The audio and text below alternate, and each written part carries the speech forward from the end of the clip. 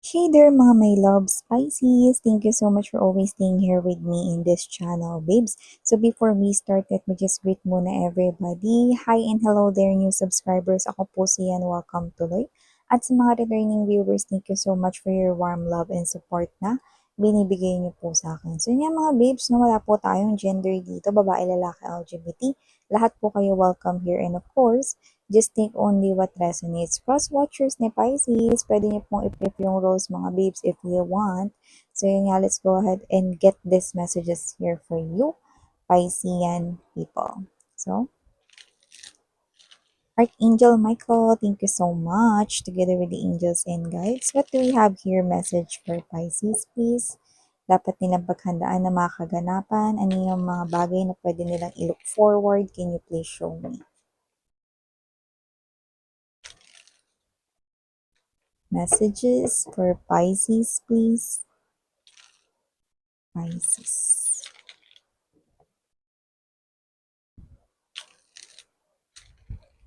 Pisces.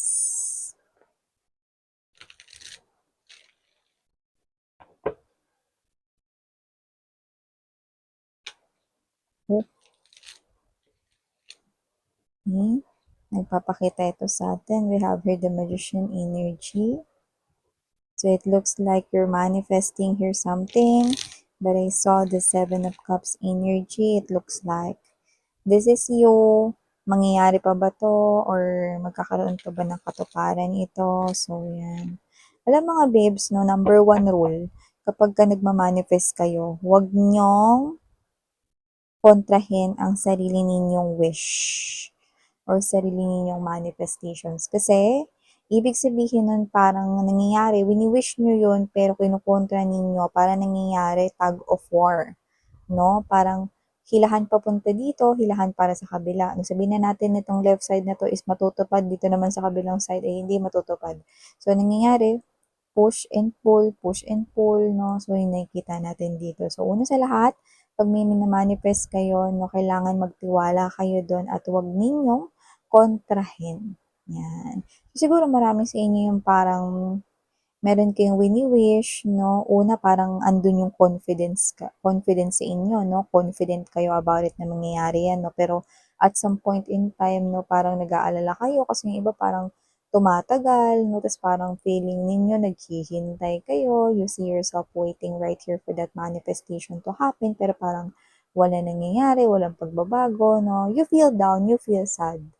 Okay? Pero may tinatawag tayong divine timing, 'di ba? And syempre, sino ba ang ating co-creator diyan? Ang universe, 'di ba?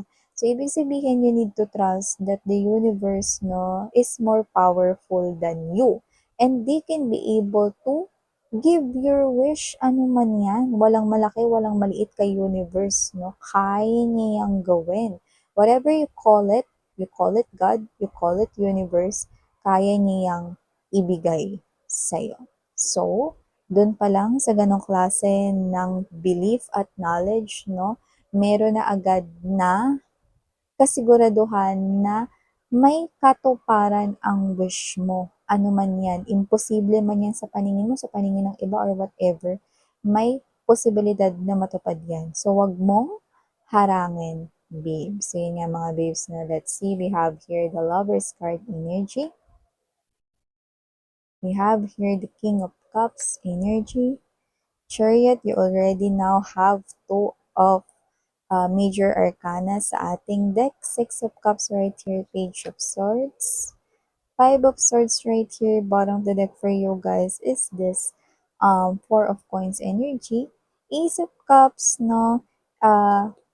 Eight of Swords energy and sumisilip ito, no? Ang Six of Coins energy. So, kunin natin yan. Okay, nagpakita rin dito ang Three of Coins. So, nakikita ko dito mga babes, no, na Pisces, nakita tayo rito, no, ng possible na kung meron ka man ngayong nanliligaw sa'yo, so hindi ko nakikita na siya lang yung manliligaw sa'yo. Meron akong nakikita pa rito isang person na papasok sa life mo, but this is someone here na kilala mo na. So, isa sa magiging option mo, no, when it comes to love is someone na lumalabas bilang friend mo or someone na kilala mo na. Pero I do pick up right here that whoever this individual is, nakakausap mo, posible rin na nakakakwentuhan at nakakabiruan mo. So, it could be one of your closest friend, no, na maaaring magkaroon kayo ng something, no, more meaningful or mas deeper na connection, no, maliban sa pagkakaibigan, no. Alam niyo naman, kaya nga ang pagkakaibigan ay kaparehas ng spelling ng magkakaibigan, 'di ba? So, the lovers right here is also an indication na sinasabi ni universe right here. Universe is right at the center of this. Ibig sabihin, you have your options. It's your choice whether sinong pipiliin mo. The other option, na nanliligaw na sa'yo at nagpapahayag ng emotions and feelings, or yung friend mo, no, na posibleng magkakadevelopan kayo ng feelings. So, observe your feelings and emotions and at the same time, i-observe mo. Kasi iba-iba yung level of happiness eh. Kanino ka ba talaga as in tunay na masaya? Yan. So, maliban dyan, Pisces, nakita rin ako dito ng binabantayan ka ng parents mo. Siguro may mga students pa dito, no? Especially kung kayo ay magla-love life na, no? Parang ang gusto kasi ng parents mo dito is makapagtapos ka muna or ikaw to na makakuha ka muna ng magandang trabaho. So, in short, no, kung ikaw ay student or kakagraduate mo lang or graduating ka, no, parang ayaw mo na nila na mag-asawa ka, no? Na kakagraduate mo pa lang or habang hindi ka graduate. Iba naman sa inyo mga babes, no? Doesn't have to be na kayo ay student or kakagraduate nyo lang or gagraduate pa lang kayo.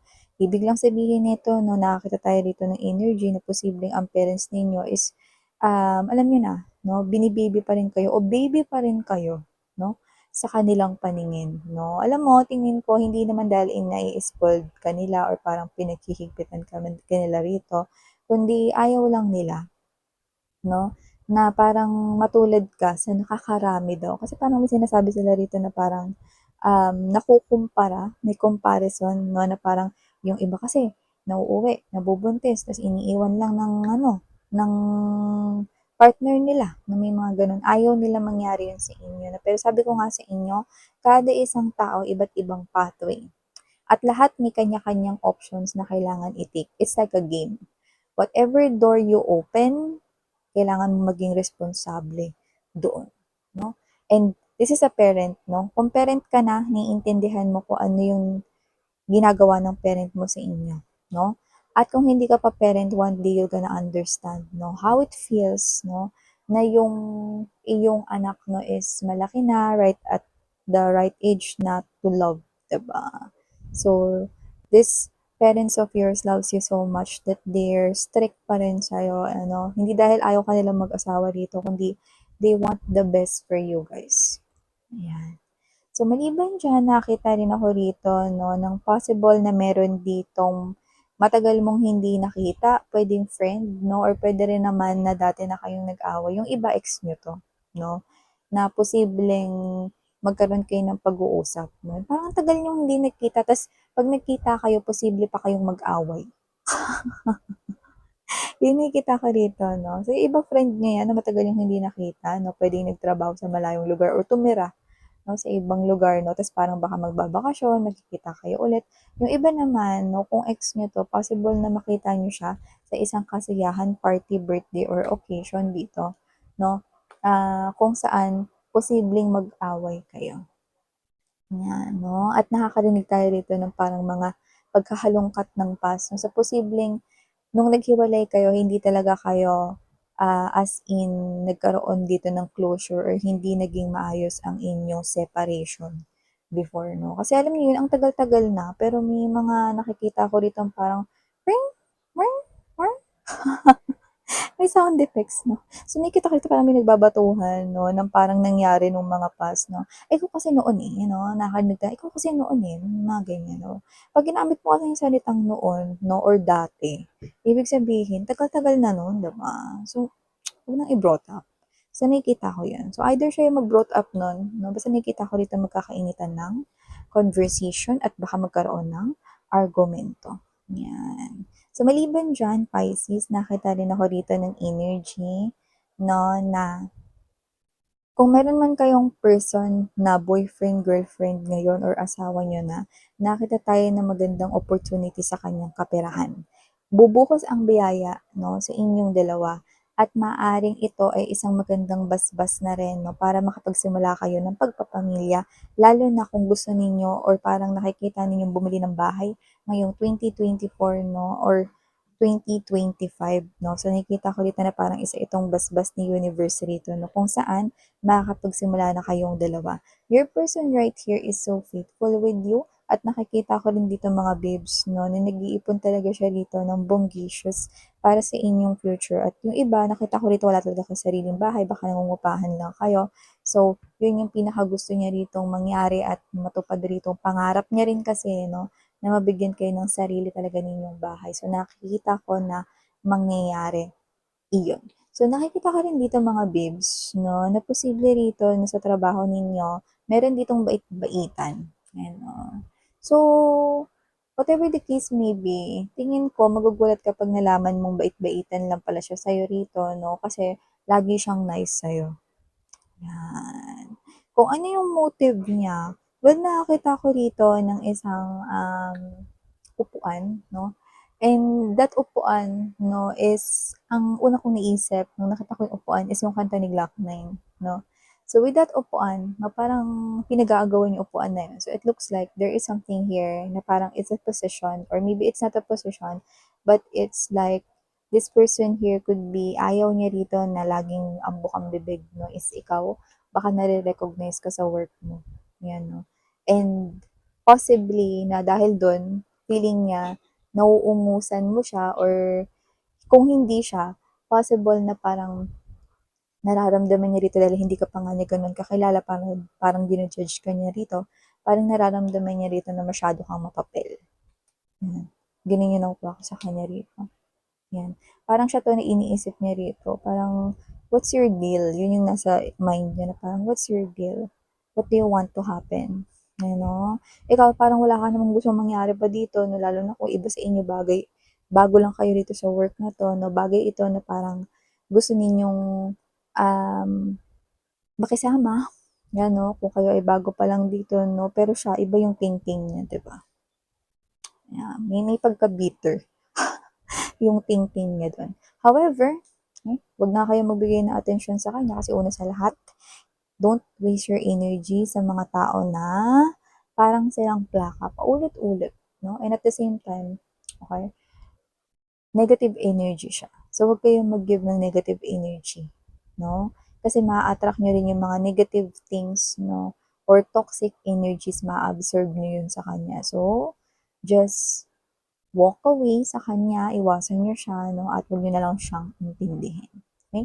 So, maliban dyan, Pisces, nakita rin ako dito ng energy na posibleng meron ditong lumapit at humingi ng tulong financial sa'yo. So, nakikita ko dito mga babes na posibleng